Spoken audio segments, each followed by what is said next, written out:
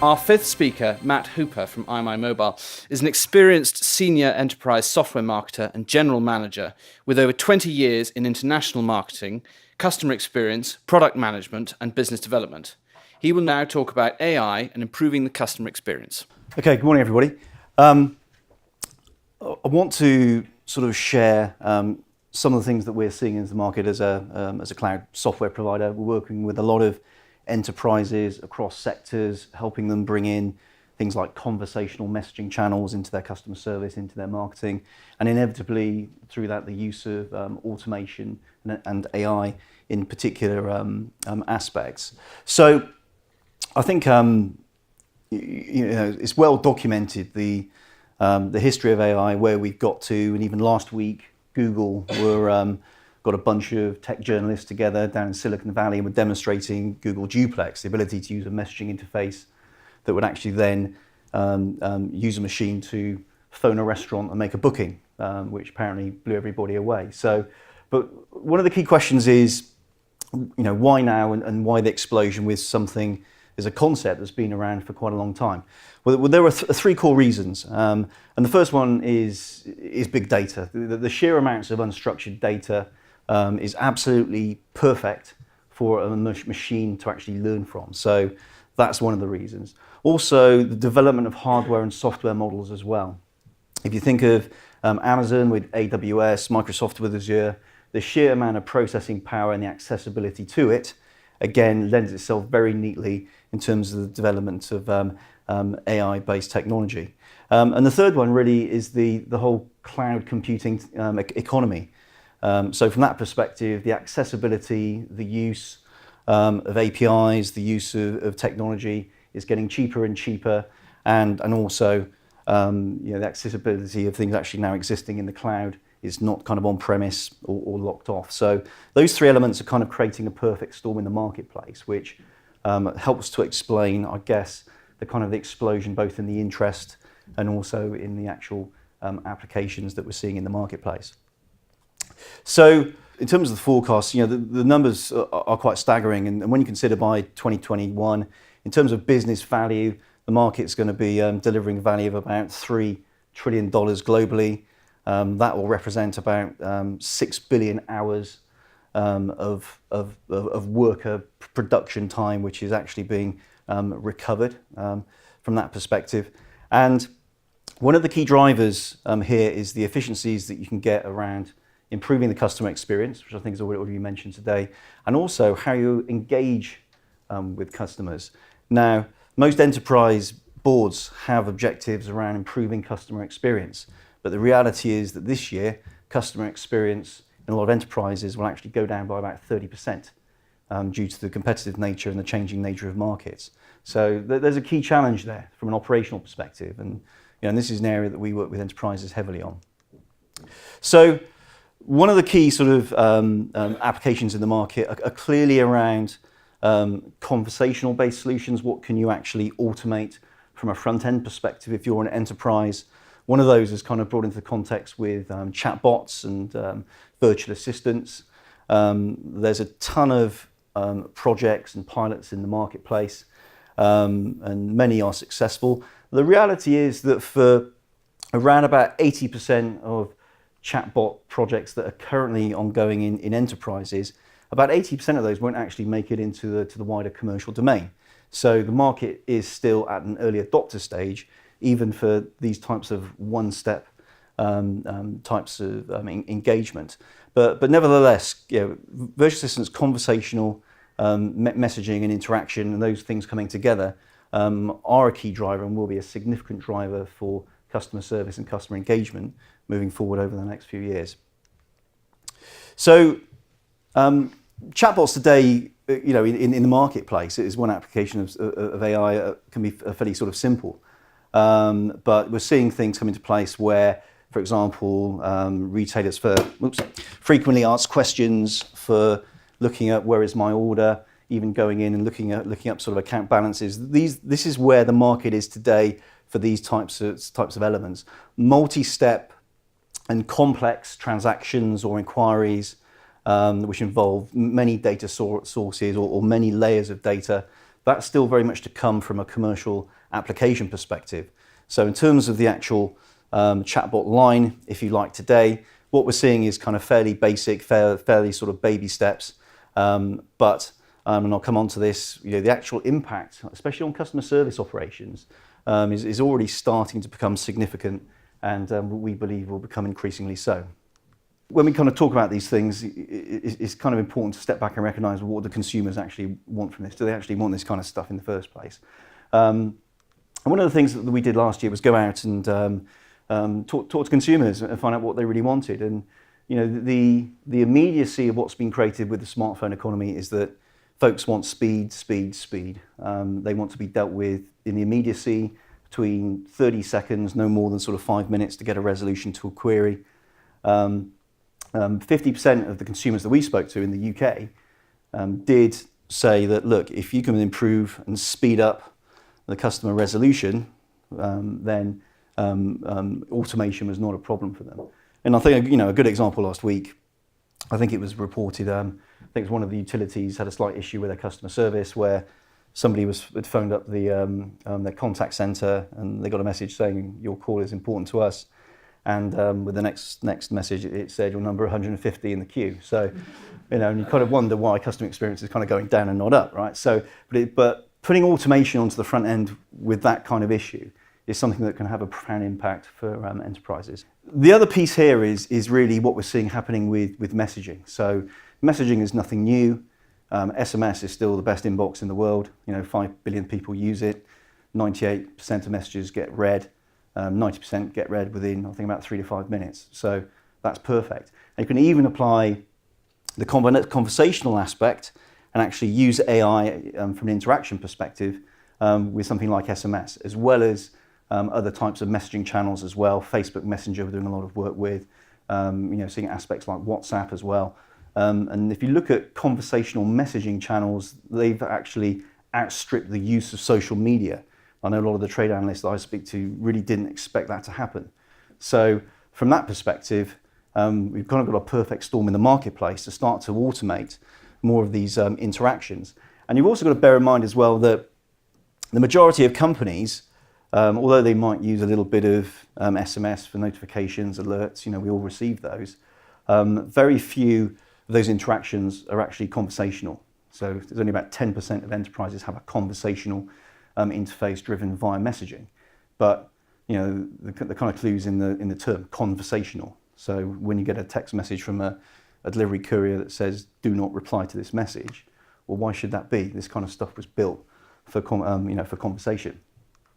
So in terms of discoverability, persistence, even sort of checkpointing and through sort of SLAs, messaging and the different types of sort of messaging application that are now available are perfect to kind of marry up with AI-based and automated interactions. We can see the kind of the evolution and where things have come from, and inevitably with mobile apps, in terms of messaging, I think we're all now on average each day spending about 21 minutes of our time messaging. That's what we all do on average. I'm sure some do less and some do more. And then the nature of actually sort of, obviously with the augmentation of different devices and things like Alexa and those kind of things that have come onto the marketplace over the last couple of years. So, I've been working in the enterprise and the software and the mobile industry for about 22 years, and I've never seen anything like what we're seeing at the moment in terms of the development of technology and also the opportunities and what we're seeing and the impact on enterprises as well, and how that's going to sort of really shape how successful they are in a bunch of different industries over the next few years. It's also important to recognise new channels that are coming into the marketplace. So RCS, Rich Communication Service, which you'll hear a lot more about in the next 2 to 3 years. Everybody's talked about it, in terms of commentary in the marketplace for a long time. Well, what will supersede SMS? Will anything be able to actually replace the ubiquity of it? And RCS is the first thing I've seen which has the opportunities to do that. And we're working with the likes of Google and also with Vodafone, and some of our customers, like British Gas, Pizza Hut deliveries, to trial some of this new technology. And what RCS gives you, over and above something like SMS today, is a richness in terms of graphics, the ability to bring in video, carousel, sort of hot links, again, more kind of sort of hot buttons, and provide more of a web-like experience that you get on your PC today from a commerce perspective. So the question is with RCS, it's not a kind of an if, it's going to be a when. And we will see commercial RCS services coming onto the marketplace over the next 6 months, 12 months, 18 months. The operators are talking to get the important aspect of interconnected together. It's being very much championed by Google from an Android perspective, and Apple are expected to get involved in this sort of later next year in terms of the interface with Apple Business Messaging. So again, a very sort of exciting development in the marketplace. One of the biggest issues around customer experience today is that customer journeys kind of get broken all the time, and they are getting increasingly complex. And I'm sure you've heard the term omni-channel many times. One of those overused terms like digital transformation. But the goal of omni-channel is to be able to take someone on one channel and give them a customer experience, no matter what channel they move to, whether they start on a website, whether they're coming in through on a public Facebook page, whether they're actually talking to someone in a contact center, and take them through a consistent journey that doesn't get broken. The trouble is, at the moment, these journeys get broken all of the time. So one of the key challenges, and I'll kind of put this together in a little while from an AI perspective, is to make these journeys as automated as possible, to keep the persistence, and ultimately, this is the key to actually improving customer experience. And that's a great opportunity for a company like us, because we often go into an enterprise, and whether it's a click and collect journey, whether that's a fraud management journey for a bank, whether that's smart meter appointment bookings for a utility, all of these kind of things is an opportunity to really capture the customer, but also drive efficiency and a high level of customer experience. So how do you kind of bring this stuff in? Obviously, there's a lot of hype around at the moment. We kind of, if you believe everything, you think it's going to be deployed on a massive scale. That's not quite the case, but we are seeing some very interesting movements in the marketplace. So from a customer experience perspective, one of the key areas at the moment is around augmentation. And if you've got a customer service agent, I don't think anybody's proposing or suggesting at the moment, certainly not in the next few years, that we're just going to replace contact center agents. So you won't be able to talk to a human at the end of the day with pure AI-based technology. But what you can do is start to bring levels of automation and AI in at the front end with things like chatbots, which actually free up a contact center agent's time to talk to customers where there's where there's a big issue or a code blue, if you like. So you can start to automate some of the front end interactions, and indeed AI can play a role as well in terms of helping the contact center agent with suggestions. Contact center agents are swivel chairing a lot, using a lot of data, especially when you think about an industry like insurance for claims and policies. Pulling data from the back end is very much a challenge for those types of industries. So you can start somebody potentially on an automated experience like a chatbot. Again, for simple things like resetting a password, meter readings, ID and V. So simple inquiries that would create inbound traffic into a contact center.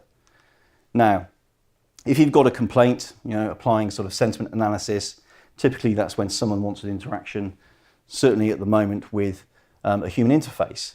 But you don't have to take them into an expensive sort of voice channel. You can do that through a messaging channel. So you could do that through SMS chat. You could do it through Facebook Messenger chat. And ultimately, having the actual default where you can control the outbound engagement, where the agent can still talk to a customer.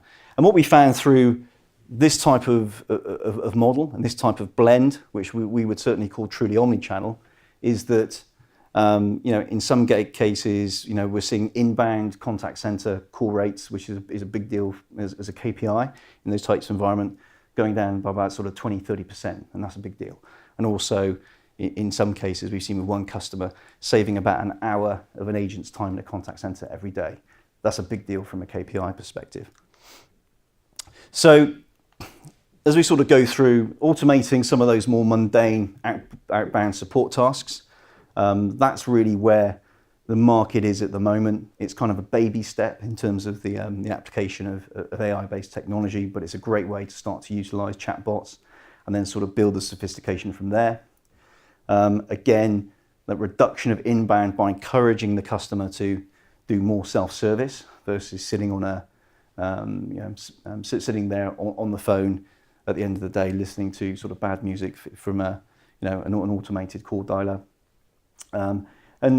Again, we certainly see this becoming more and more prevalent. And, we've done literally just a few launches in the last couple of weeks with a couple of retailers. We're working with several parcel courier delivery companies as well. So there's really a nice application that we're seeing coming through and requirement for as companies transform their customer experience strategies. So one of the key things that we do see in the marketplace is there is a challenge within enterprises that have a lot of legacy IT system estates or infrastructure, systems that weren't built to engage. They were built to record and hold data. And then at the front end, you've got all this new digital technology, all the digital messaging channels.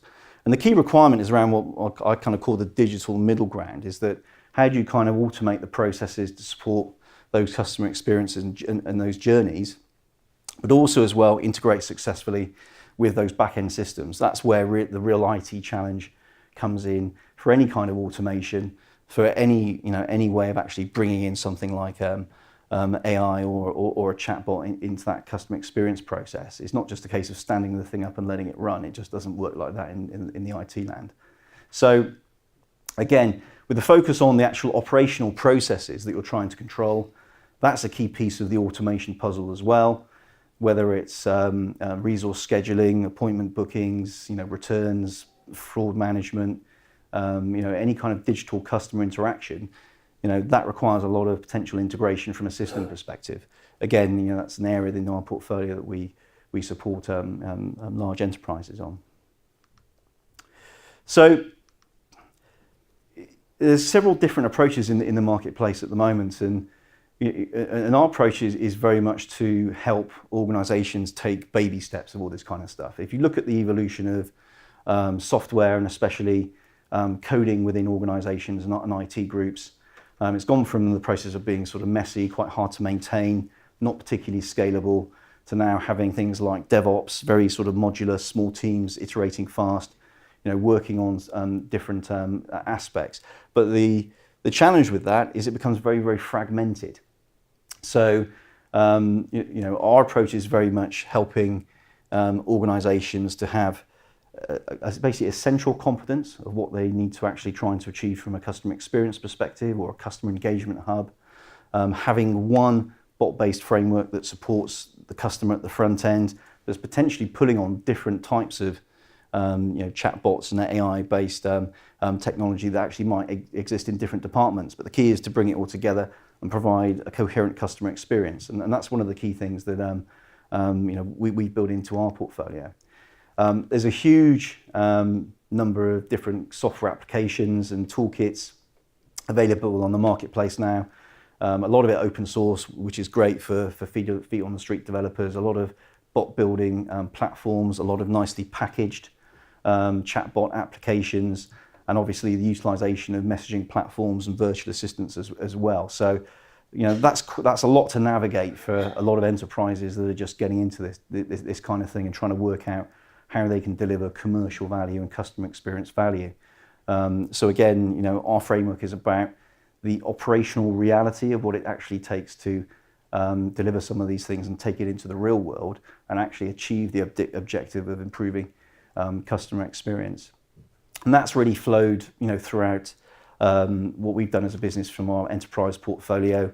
We see a perfect storm in the marketplace. The whole evolution explosion of messaging channels, elements like AI coming into play, the sheer drive around digital transformation, and the fact that companies have to do something about the way they serve customers, join up the customer experience. We see that in the retail sector, especially with the struggles of the online and the bricks and mortar world.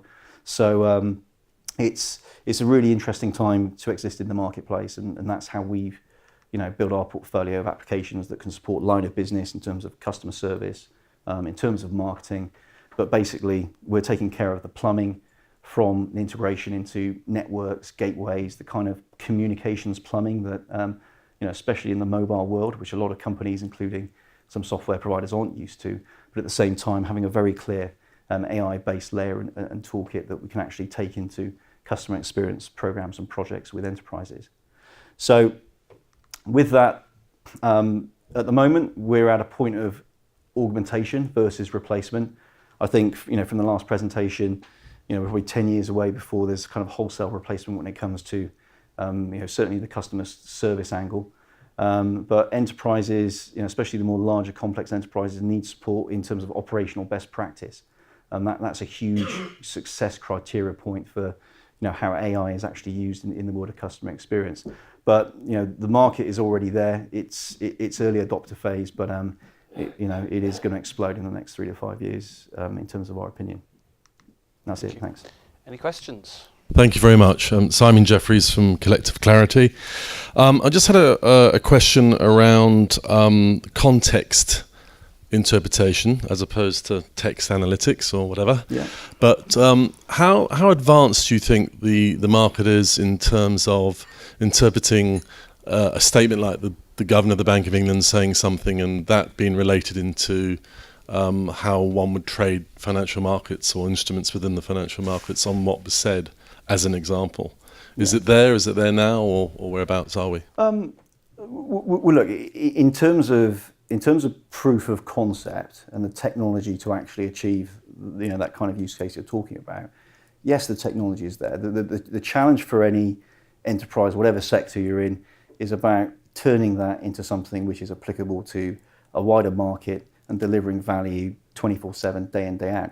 Now, if you take your standard enterprise, they're still struggling to communicate with customers in the right context. Is the point I'm trying to make there. So, being able to personalize versus batch and blast, those kind of aspects are a little time away.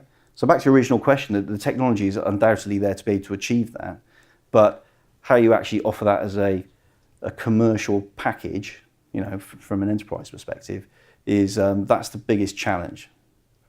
Can you go back to the very first slide, the chart you showed, please? Sure. That one. Doesn't that look? That looks like a linear growth rate with regards to the business value, but an exponential decay rate with regard to growth. Can you just explain that? I don't. Yeah, for sure. In terms of a growth market, I think there, in terms of where we are at the moment, you're looking at sort of 70% growth in terms of CAGR. From that perspective, as the market sort of matures and the adoption takes place, that growth will decline. That's basically a typical growth model. There's huge exponential growth in the first 1 to 2 to 3 years in terms of adoption. As that starts to standardize, similar thing with adoption of smartphones. It's been at huge levels as we've reached kind of 80% plus penetration, say for example, smartphones in the UK. Obviously, the growth rate goes down and is a lot lower. It doesn't diminish the value of the marketplace, but the growth rate will slow, and that's the opinion of the industry analyst Gartner. Okay, and secondly, you mentioned that the messaging system RCS is coming in. Yes. Can you just explain what's the difference between RCS and something like WhatsApp? Yeah, so RCS won't actually require a third-party application. So WhatsApp, Facebook Messenger, those are actual pieces of application software that you would download as an app on your device. RCS, like SMS, is something as an inbox, which will start to become standardized. So it's more of a technology and a way to actually sort of communicate versus an actual messaging app itself. So you wouldn't say SMS is not the same as a messaging app because it's ubiquitous in terms of the way it works. It's kind of installed on the firmware of your phone, if you like. RCS is meant to be that sort of next to ubiquitous open technology. It's not actually new. Rich communication service as a concept and as a technology has been around for a number of years, but it's now starting to be adopted by operators. Google are very much championing it from that perspective. There is an Android penetration agenda there. So the real thing there is about the potential ubiquity of that. Something like Facebook Messenger, that's never going to become a ubiquitous technology because some people like Facebook Messenger, some people use WhatsApp, etc., etc. But RCS, potential ubiquity, definitely there. Okay, and thirdly, in layman's terms, can you just explain what a chatbot is, please? Yeah, so a chatbot is so for example, if you're texting someone like a friend, okay, you can have that same text conversation with a machine and get responses back. So for example, if you're tracking a parcel with a courier company, you could go into, they might have a Facebook Messenger chatbot application. You'd go into that, you'd say, where is my order? Okay, the machine would interpret that, again through natural language processing, come back and say to you, what is your order number? Go off, retrieve information and come back with it. It's just automating the conversation just as you would with, friends and family. Can I just ask how Facebook are monetizing it, what they're sort of charging? Because obviously it's quite nascent, isn't it, all this? Yeah, well look, Facebook at the end of the day, their types of monetization models is still around ads at the end of the day, and the use of social messaging applications over an IP channel, it's still pretty much sort of free from a consumer perspective. Now, what you are seeing is when companies are wanting to use application to person messaging and actually bring on the channel themselves, there is a charge and a certification model. So Facebook Messenger for Business, iMessage for Business, WhatsApp are also just starting to open up their system now for businesses. So that then becomes an actual license directly with the business, but the actual IP channel and the traffic remains sort of free, if you like. Thank you, Matt. Okay, thanks very much.